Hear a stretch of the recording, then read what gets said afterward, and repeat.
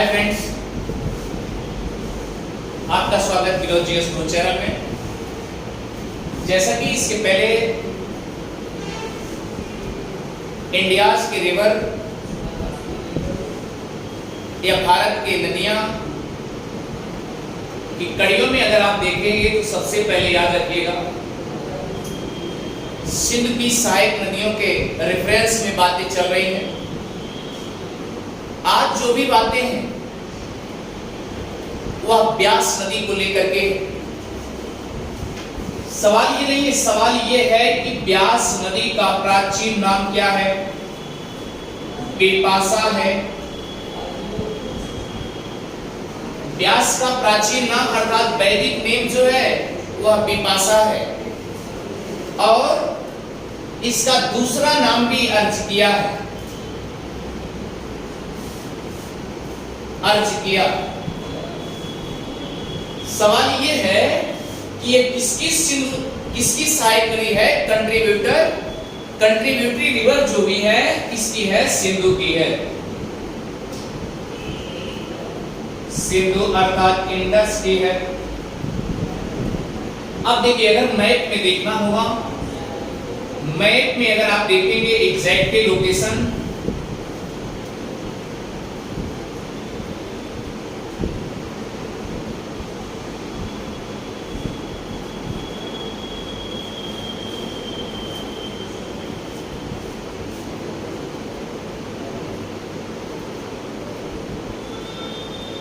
Exact location आपके देखिए सामने है।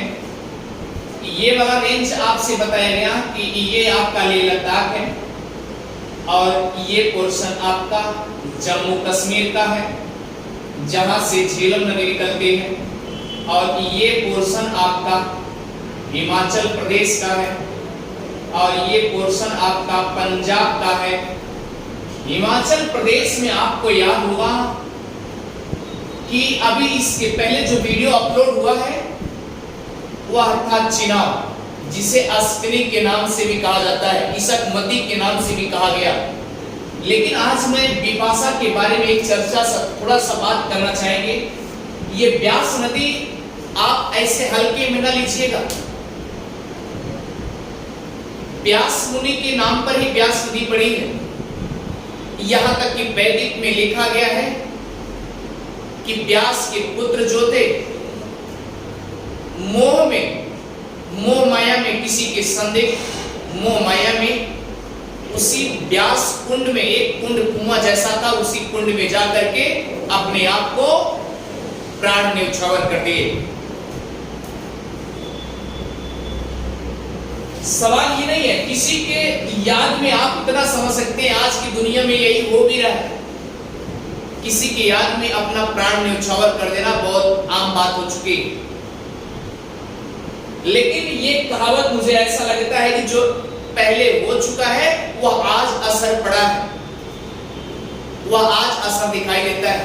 लेकिन इससे भी जागरूकता के अभियान में आप ये भी ध्यान दीजिए, इसको भी सुधारने की जरूरत है कि आने वाले भविष्य में जिससे कि किसी के मोह माया में ऐसा ना हो कि अपने आप को प्राण न्यौछावर कर दे।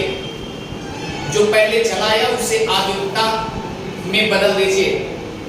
तो ये बात चलती है किसकी, हिमाचल प्रदेश की। ये आपका क्या है, हिमाचल प्रदेश है।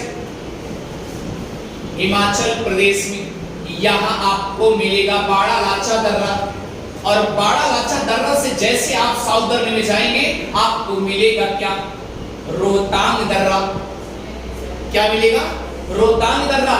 लेकिन ये सवाल उठता है कि किस श्रेणी में है, तो याद रखना जास्कर श्रेणी में है। तो ये हिमाचल प्रदेश ब्यास नदी का उद्गम जो है, ये जो उद्गम है याद रखना रोहतांग दर्रे, रोहतांग दर्रा के पास से एक ब्यास कुंड है, वहीं से ब्यास नदी का, बिपाशा नदी का उद्गम होता है। ब्यास नदी ऐसे निकली उसके बाद सीधा कहीं नहीं जाती, ये थोड़ा सा अप होती है, ऊपर होती है। उसके बाद याद रखिएगा यहां पर आपको मिलेगा मनाली मलानी और कुल्लू। यानी कि यहां पर ध्यान दीजिएगा, मनाली और कुल्लू, यानी कि धौलाधर श्रेणियों में धौलाधर जो श्रेणी है उसको पार करके आगे बढ़ती है। याद रखना, ये जास्कर श्रेणी, पहले ऊपर वाला कौन है? काराकोरम, उसके बाद क्या आएगा? लद्दाख श्रेणी को याद रखिएगा, लद्दाख श्रेणी को एक ऐसी नदी है जो कि काट के निकलते हैं जिसे बोलते हैं सिंधु। और याद रखना उसके दक्षिण में, यानी कि ये क्या हो गया? काराकोरम, उसके बाद क्या हो गया? लद्दाख। ये लद्दाख श्रेणी से आपको सिंधु नदी काटती है और उसके बाद याद रखना उसके दक्षिण में क्या आएगा? आपको जास्कर श्रेणी आएगी। यानी कि जो ये रोहतांग दर्रा अवस्थित है वह जास्कर श्रेणी में ही अवस्थित है, ये भी याद रखिएगा, जास्कर श्रेणी में अवस्थित है। और याद रखना रोहतांग दर्रे से निकलने के बाद आती है धौलाधर श्रेणी को काटते हुए मनाली और कुल्लू को भी काटती है, यानी उसी घाटियों से आते हुए ये आती है पंजाब में आई। और याद रखना पंजाब में जैसे पहुंचती है यहां आपको मिलेगा, याद रखना, अमृतसर। और उसके बाद अमृतसर से जैसे आप दक्षिण में जाएंगे वहां पर एक हरिकेन नामक स्थान मिलेगा। क्या मिलेगा? पंजाब में हरिकेन नामक स्थान। और आप ये यहां अमृतसर है, इसके साउदर्न में जाएंगे आपको फिरोजपुर मिलेगा। क्या मिलेगा? फिरोजपुर।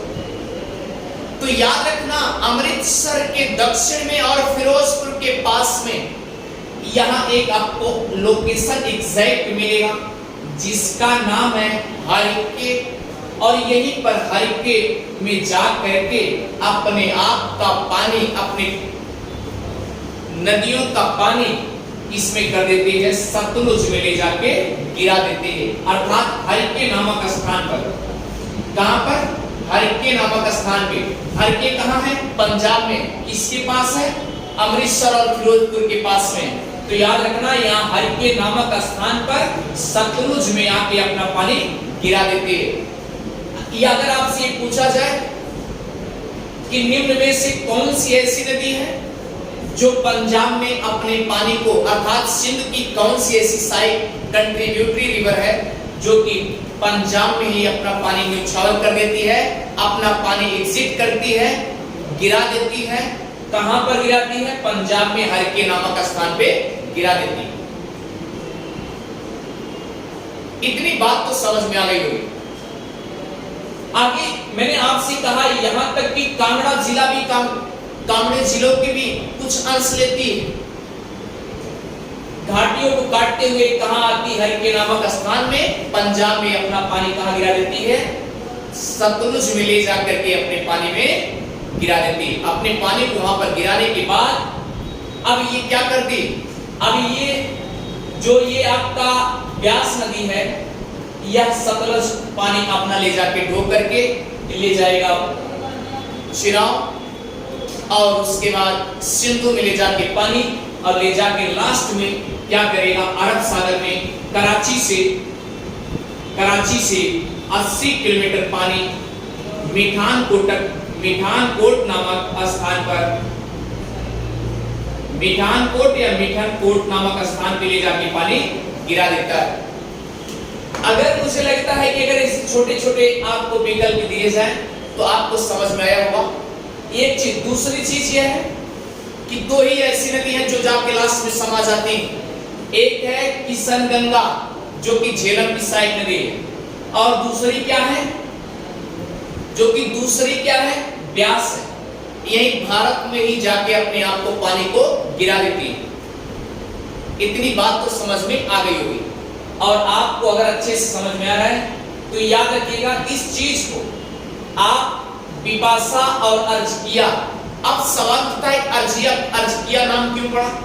क्योंकि अर्जकिया नाम पढ़ने का एक ही मकसद था, जब व्यास मुनि के पुत्र किसी के मोह माया में उस कुंड में गिर जाते हैं तो उसके बाद व्यास जी कहते हैं ये लगता है कि आने वाले भविष्य में मुझे भी कलंकित होना पड़ेगा। वहीं पर अर्ज करते हैं, अपने अपने द्वारा किया गया अनुष्ठान करते हैं। अनुष्ठान करने के बाद याद रखना, या फिर उनकी मोह माया से या अपने आप में फिर उद्गम हो जाते हैं। और इसीलिए इस नदी का नाम अर्ज किया भी है और ये वैदिक नेम पिपासा भी है। अगर आपको इतना अच्छे से समझ में आ रहा है तो आप विनोद जीएस गुरु को सब्सक्राइब करते रहिए, आगे बढ़ाते रहिए। और हम चाहते हैं इसी तरीके से छोटे छोटे जितने रिवर हैं, लगभग हम चाह रहे हैं कि 200 कंट्रीब्यूटरी रिवर सहित, यानी सहायक नदियों सहित जितने हैं, बड़ी नदियां कितनी हैं 23, और कंट्रीब्यूटरी रिवर कितने हैं यानी मध्यम आकार के 200, टोटल कितने हैं 4000। हम 4000 की कल्पना नहीं कर सकते, लेकिन इतना तो कर सकते हैं कि 2000 जो रिवर हैं इसके सहायक हैं, कैसे कैसे नार्थ से उत्तर से दक्षिण की तरफ चलते हैं, ये हम आपको अच्छे से विकल्प बना करके एकदम समझा देंगे। और आप हमको केवल आप सब्सक्राइब और बेल दीजिए, बस बाकी कुछ नहीं। आप छोटे से छोटे चैनल को आप हाईलाइट कर सकते हैं। Thank you.